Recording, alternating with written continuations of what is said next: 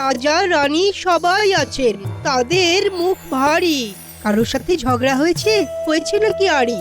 না না না না, আরি ভাব কিছু হয়নি সভাকবি। আসলে অনেক দিন তো কৃষ্ণনগরে কাটালাম, তাই এবার ভাবছি একটু বিদেশ যাব। আমাদেরকেও নিয়ে চলুন না। যাব। আরে বাবা, ঘুরতে গেলে আমি নিশ্চয়ই নিয়ে যেতাম, কিন্তু আমি এখন বাণিজ্যে যাচ্ছি। আর আমিও তোমাদের মহারাজের সাথে যাচ্ছি। যাই হোক, আমি তো মাত্র 1 মাসের জন্য বাণিজ্যের কাজে যাচ্ছি। আজ বিকেলেই রওনা দিচ্ছি, আর এই কদিন রাজ্যের দেখভাল করবে আমাদের মন্ত্রী। হয়ে গেল। খাজাঞ্চি, মুক্তারনামা নিয়ে এসো তো।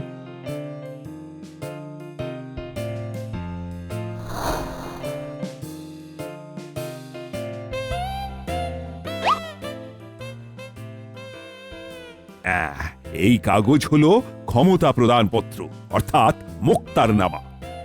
মন্ত্রী আমার অনুপস্থিতিতে রাজ্য সামলাবে। এই নাও মন্ত্রী। ধন্যবাদ মহারাজ, আশা করি আমি আপনার মুখ রাখতে পারবো। সর্বনাশ!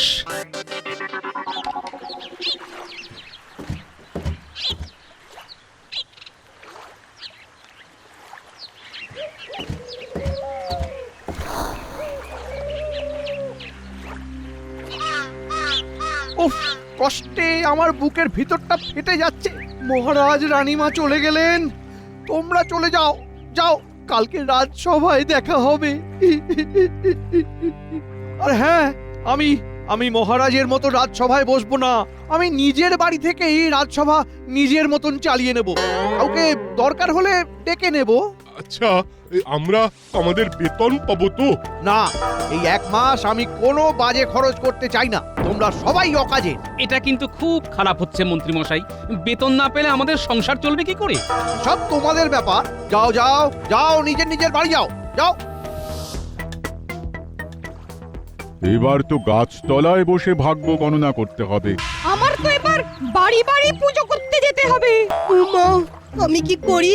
হ্যাঁ, 1 মাস এখন কেঁদে কেঁদেই মরি।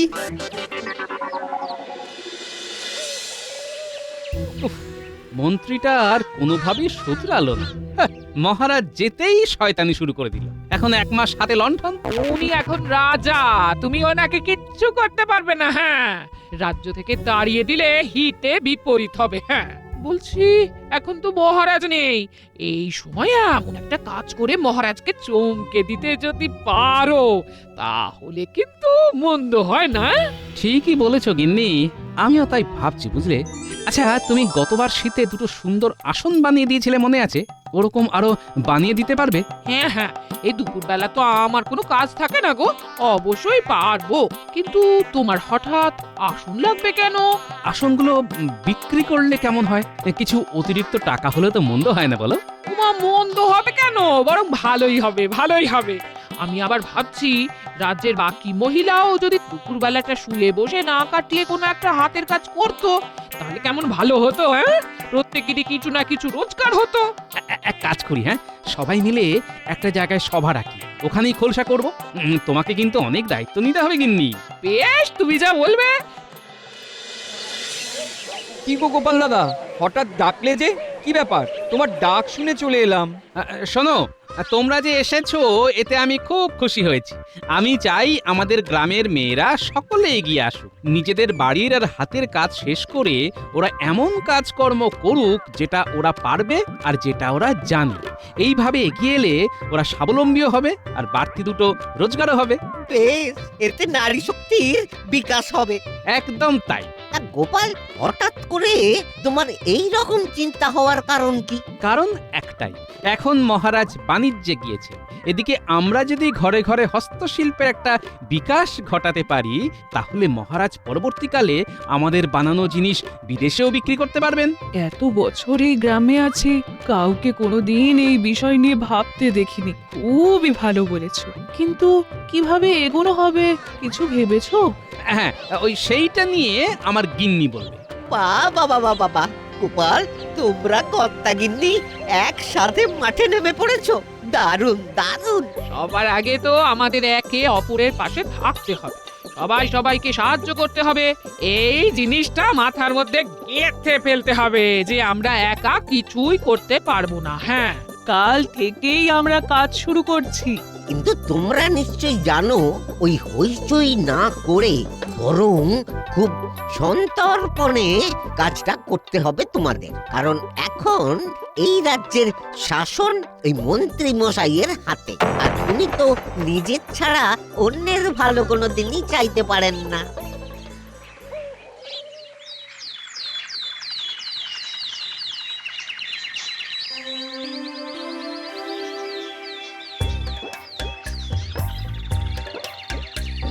কিরে সন্ধ্যা, হাঁ করে দাঁড়িয়ে কি দেখছিস? হাত লাগা। আমি তো ঝুড়ি বুনতে পারি না। ঝুড়ি বুনতে না পারিস, বেতটা তো এগিয়ে দিতে পারবি। পারবি না? গোপাল দাদার বউ কিন্তু বারবার বলেছে পাশে থাকতে। কাজ করতে পারো বা নাই পারো। এটা হয়ে গেলে আমরা মালা গাঁথবো। সন্ধ্যা রে, তুই আমায় সুতো কেটে দিবি? বল বল। দেখো প্রহরী, মহারাজ নেই, এখন সব দায়িত্ব আমার, তাই আমি যেভাবে বলবো সেভাবে রাজ্য চলবে। কেমন? তা আমাদের রাজ্যে খাজনা তো ভালোই ওঠে। হ্যাঁ, তা তো ওঠেই। তোমার দায়িত্বেই তো খাজনা আদায়ের ব্যাপারটা থাকে নাকি? এবারের কি খবর? এবারে খাজনা গতবারের চেয়ে অনেক বেশি উঠেছে, প্রায় 3 গুণ বেশি। বলো কি, 3 গুণ? আর সবচেয়ে গুরুত্বপূর্ণ খবর হচ্ছে অপরাধের হার কমেছে 3 গুণ। মহারাজ বেশ ভালো শাসন করেছেন। সাংঘাতিক ব্যাপার, কিন্তু সবকিছু এত ভালো হচ্ছে কেন? তাহলে তো কেউ আমার কাছে বিচার চাইতে আসবে না। এই বটা ঘটাকে এক্ষুনি খবর দাও, যাও। আমাদের খুঁজতে হবে না, আমরা চলে এসেছি।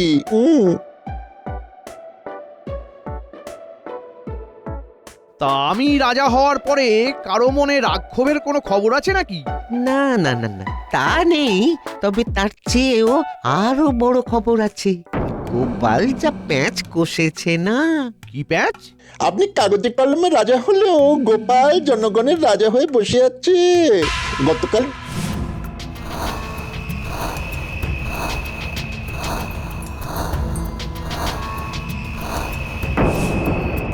না না না না, এভাবে বেশি বার বাড়তে দিলে চলবে না। গোপাল, গোপালের বউ আর বাকি রাজ্যবাসীদের প্রত্যেকটা কাজের ওপর তোদের নজর রাখতে হবে, বুঝলি?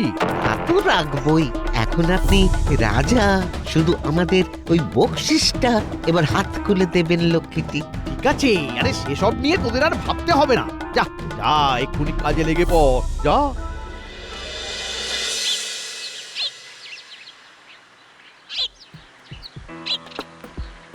বটাদা, ওই দরজার কাছে দাঁড়িয়ে আছো কেন? কিছু বলবে? তোমরা কি রোজই কাজ করছো?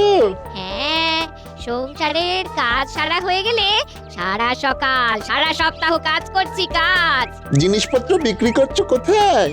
গিন্নিমা সপ্তাহে একবার করে হাটে যাবে, সেখানে সব কেনা বেচা হবে। গোপালের বউ তো বেশ কোমর বেঁধেই নেমেছে তাহলে। গোপাল দাদা তো আছেই, কিন্তু গিন্নিমা একাই 100। তা কেমন লাগছে তোমাদের কাজ করতে? কেমন আবার লাগবে? ভালোই লাগছে, বরং দারুণ লাগছে। খারাপ লাগবে কেন বটাদা? তা তোমরা গ্রামের মেয়েরা কি সবাই খুব ভালো আছো? হ্যাঁ বটাদা, আমরা খুব ভালো আছি। আচ্ছা, কি ব্যাপার বলতো? বটাদা হঠাৎ এত খোঁজ করছে কেন? গিন্নিমাকে একবার জানানো উচিত, তোর কি মনে হয়? হ্যাঁ, অবশ্যই। বল ওটা ঘটা, বল কি খবর নিয়ে এসেছিস বল। গোপালের বউ তো একেবারে কোমর বেঁধে নেমে পড়েছে। সবাইকে দেখে বেশ খুশি খুশি লাগছে। মহিলা মহল তৈরি করেছে ওরা। আমি এখন এই রাজ্যের রাজা। হ্যাঁ, আর আমরা আপনার সাময়িক মন্ত্রী। শোন, মহারাজ কৃষ্ণচন্দ্র অত্যাধিক প্রজাদরদী ছিলেন, তাই সিন্ধুক ভরাতে পারেননি। সিন্ধুক ভরাতে গেলে প্রজাদের লুটতে হবে। এটা একদম হক কথা বলেছেন। প্রজা খুশি থাকলে রাজা খুশি থাকবে কি করে?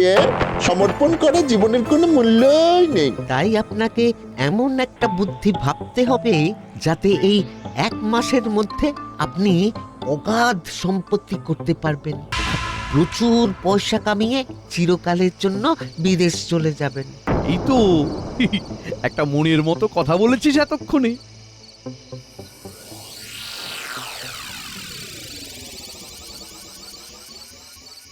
এটা কি সুন্দর সুন্দর লাগছে আমার গলায়।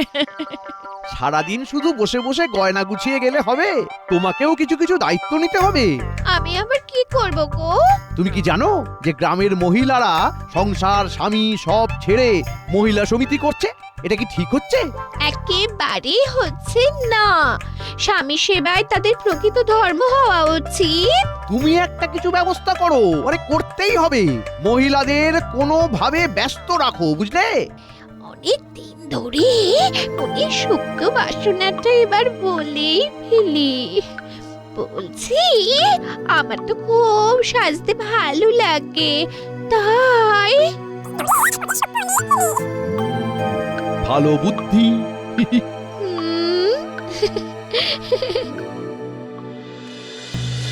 শুনুন শুনুন শুনুন, আগামীকাল থেকে গ্রামের সমস্ত মেয়েদের মন্ত্রীগিন্নি সেবায় সময় দিতে হবে। শুনুন শুনুন শুনুন। আজ 20টা ঝুড়ি শেষ করবই। তোমার কি অবস্থা? আমি তো সকাল থেকে মালা গেতেই চলেছি, আজ একটু টেনে কাজ করবই যেভাবে। শুনুন শুনুন শুনুন, আগামীকাল থেকে গ্রামের সমস্ত মেয়েদের মন্ত্রীগিন্নি সেবায় সময় দিতে হবে। শুনুন শুনুন শুনুন। সে কি, সংসারের এত কাজ সামলে তো আমরা এটুকুই সময় পাই, সেটাও চলে যাবে? এ তো সাংঘাতিক কথা, এভাবে কি করে হবে? গোপাল দাদার গিন্নিকে শিগগিরই সব বলতে হবে। হায় হায়, ভগবান কি একবারও গরিবদের দিকে তাকাবেন না? মন্ত্রী মশাই কি নিষ্ঠুর গো! আমরা তো ওনার কোনো পাকা ধানে মই দিইনি, তাহলে এই অবিচার কেন? হ্যাঁ, এই একটা চিন্তাই তো আমাকে ভাবাচ্ছে গিন্নি। এখন যদি কালকে থেকে সবাই মন্ত্রী গিন্নির সেবাতেই চলে যাই, তাহলে আমাদের কাজের কি হবে? সব মেয়েরা কি সুন্দর কাজ করছিল? উনি কোনোভাবেই আমাদের ভালো দেখতে পারেন না। মহারাজ নেই বলে এখন উনি সাপের 5 পা দেখেছেন। তুমি কিছু একটা তো করো, তুমি কিছু একটা ভাবো ভাবো, যে কষ্ট আমরা পাচ্ছি সেটা যেন ন্যাপলা গুলটেরা না পায়। মন্ত্রী মশাইয়ের খামখেয়ালি পড়ার শিকার ওরা যেন না হয় গো। ওদের মা পিসিরা সবাই যদি সারাদিন মন্ত্রী গিন্নির দেখভাল করে, তাহলে ওরা কোথায় যাবে? গিন্নি, তুমি খুব ভালো বলেছো তো। দারুণ একটা উপায় এলো মাথায়। কাল থেকে তোমরা সবাই মন্ত্রীর বাড়ি যাবে, কিন্তু বাচ্চাদের সাথে নিয়ে যাবে। ওরা জিজ্ঞাসা করলে বলবে বাড়িতে কেউ নেই ওদের দেখা। আর সাথে এতে কাজ হবে। আমাকে ভরসা করো না গিন্নি। তুমি ছাড়া আর কে আছে আমাদের? ব্যাস, তাহলে ভরসা রাখো, উপায় ঠিকই হবে গিন্নি।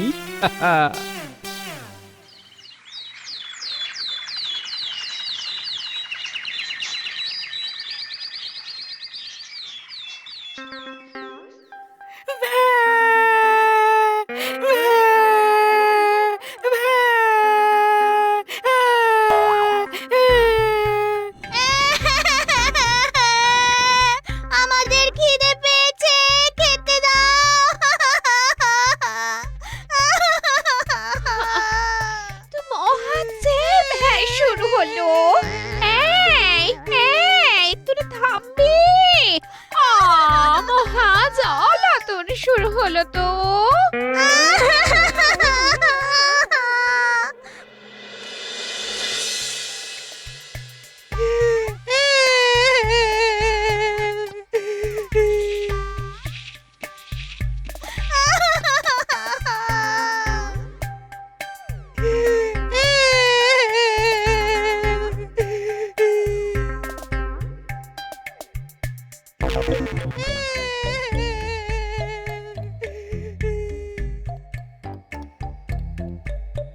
আরে তোমাকে উপায় বার করতে বলেছিলাম, তুমি তো চাঁদের হাট বসিয়ে দিলে। হ্যাঁ, একটা কাজও কি তোমাদের দিয়ে হবে না নাকি?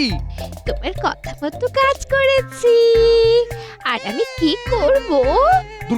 দূর করো সবাইকে। আমি অন্য উপায়ে এদের জব্দ করব। এবার আমাকেই মাঠে নামতে হবে। হ্যাঁ,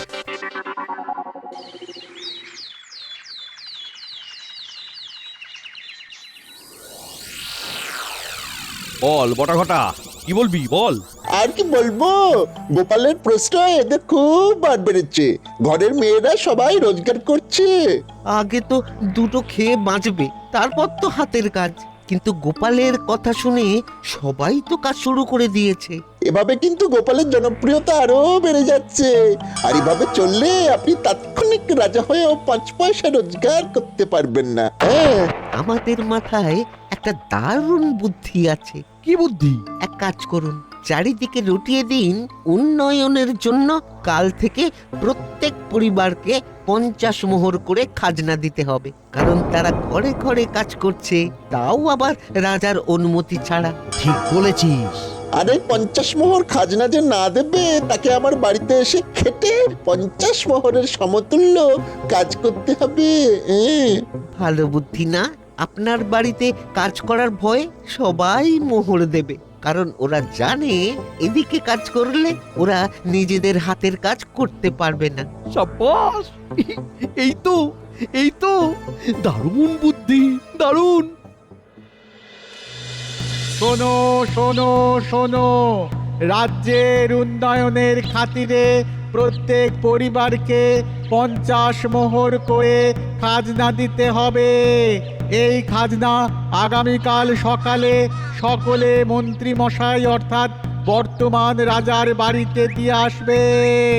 খাজনা না দিলে সেই অর্থের পরিমাণ শ্রম দান করতে হবে। শোনো শোনো শোনো।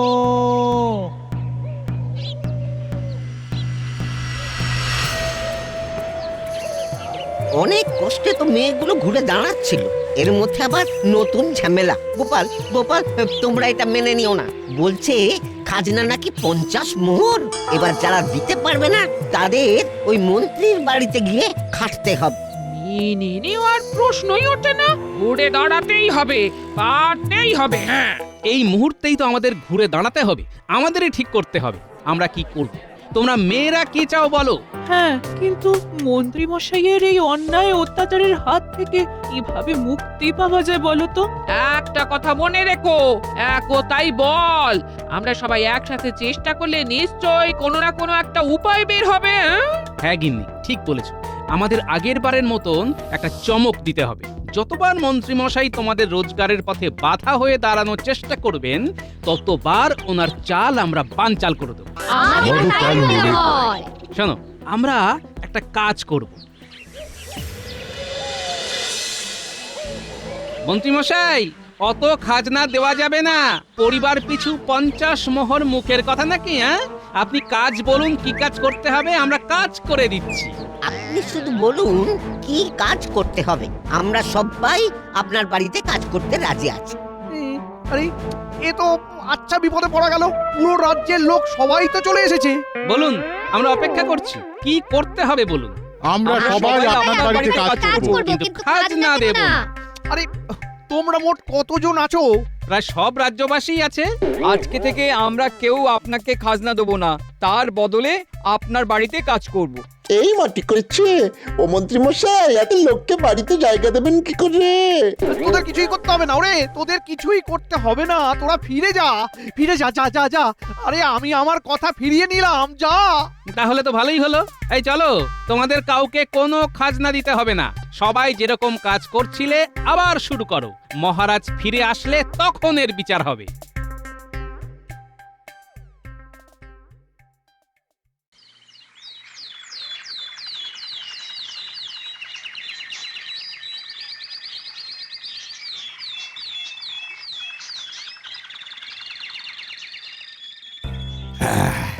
সত্যি বেশ ভালোই বাণিজ্য হলো। অনেক দেশের রাজাদের সাথেও কথা হলো। আমাদের দেশের আনাজ শস্য এবার বিদেশে রপ্তানি হবে। তা তোমরা সবাই কেমন আছো বলো? আমার অবর্তমানে মন্ত্রী কেমন রাজত্ব চালিয়েছে? খুব খারাপ মহারাজ। আপনি চলে যাওয়ার পরের দিন তো ওই আমাদের রাজসভায় আসা বন্ধ করে দেন। 1 মাস বাড়ি বসে কাটালাম। এই সব মিথ্যে কথা। সবাই সত্যি কথাই বলছি। আপনি একজন ঠক। মহারাজ, আপনি আর যাই করুন, মন্ত্রীর হাতে রাজ্যভার দেবেন না। আপনি চলে যাওয়ার পরে তো আমাদের রাজসভার কাজটা চলে যায়। তাই আমি নতুন বুদ্ধি বের করি, গ্রামের মেয়েদের দিয়ে হাতের কাজ করানো শুরু করি। তারা বেশ খেটে রোজগার করছিল, কিন্তু তাতেও ওনার কুদৃষ্টি পড়েছিল। একদম বাজে কথা বলবে না। আমি তো রাজ্যের মঙ্গলের জন্যই 50 মোহর করে চেয়েছিলাম। রাজ্যের না নিজের মঙ্গল সেসব ভালোই জানা আছে মন্ত্রী মশাই। আরে ঠিক আছে ঝগড়া থামাও। শোনো গোপাল, তুমি বলছিলে না রাজ্যের মহিলারা হাতের কাজ করা শুরু করেছে, ওটা কিন্তু চালিয়ে যেতে হবে। এরপরে শস্যের সাথে বিদেশে আমরা আমাদের হস্তশিল্প পাঠাবো। দারুণ দারুণ প্রস্তাব মহারাজ, দারুণ প্রস্তাব। এভাবেই নারী শক্তির বিকাশ হবে। ধুস, এবারেও গোপাল বাজি মেরে দিল। আমি তো কিছুই করতে পারলাম না।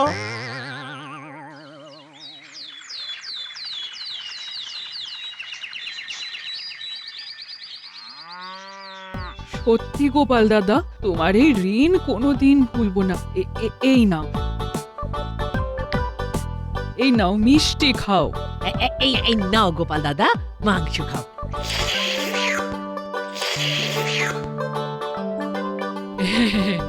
এই নাও পায়েস খাও।